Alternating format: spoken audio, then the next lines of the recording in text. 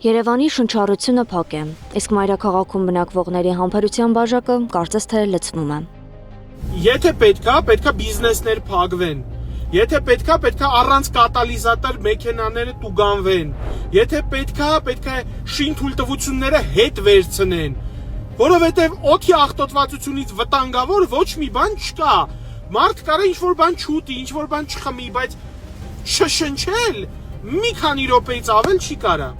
Սեզոնով պայմանավորված աղտոտված օդը երկար ժամանակ մնում է մթնոլորտի ստորին շերտում նստած։ Արտանետումները շատ են, հակազդող գործիքներ գրեթե չկան։ Մինչ մարդիկ համատարած փոշու ամպերի մեջ փորձում են վերագտնել երբեմնի բաց շնչառությունը, հիդրոթերապևտաբանության և մոնիթորինգի կենտրոն ՊԱԱԿ-ը գրում է.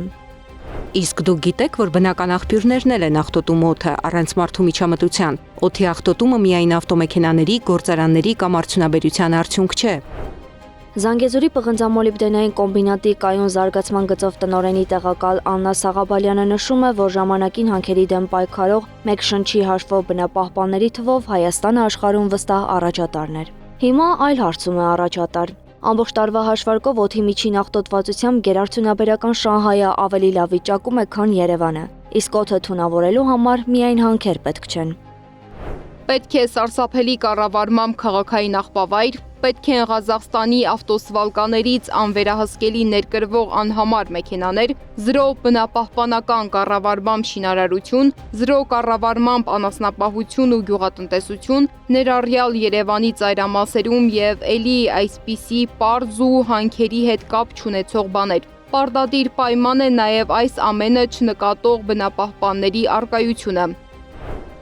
Էկոլուր տեղեկատվական հասարակական կազմակերպության փոխնախագահ Վիկտորիա Բուրնազյանը ասում է, որ օդի աղտոտվածության թույլատրելի կոնցենտրացիայի ցանցումը նոր խնդիր չէ։ Հիմա գումարվել են նաև այլ արտանետումներ եւ ստեղծվել է նման տխուր պատկեր։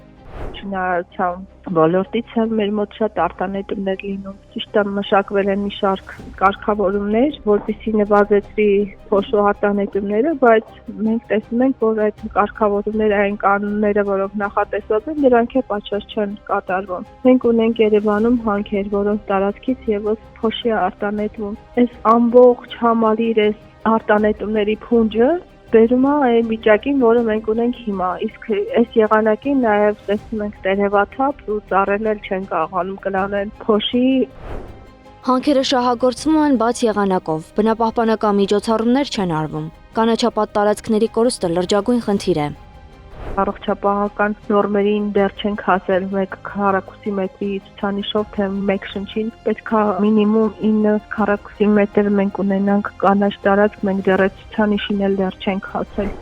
Բնապահպան Գագիկ Սուխուդյանը օդի աղտոտվածության այսպիսի բարձր ցուցանիշների գլխավոր պատճառը Նուբարաշենի աղբավայրն է համարում։ Ասում է, արդեն 40-ից 50 տարի խոսվում է այս խնդրի մասին։ Սովետաշենը դա ոչ թե ռեգուլատոր է, ոչ թե երիքչեմիսորը, միջնադարյան ձև վերացնելու։ Մենք պետք է կառուցենք աղբավերամշակող գործարան։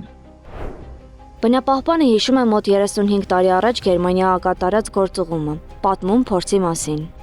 Եթե դուք մտնեիք այդ գործարանը, աղբավերամշակման գործարանը, դուք ոնց է կմտնեիք հիվանդանոց, սպիտակ խալաթներով, աղբը գալիս է գործարան, աղբը տեսակավորում են, եւ այդ գործարանները միակն են, որ հումքի համար չեն վճարում իրանք, հումքի համար փող են ստանում։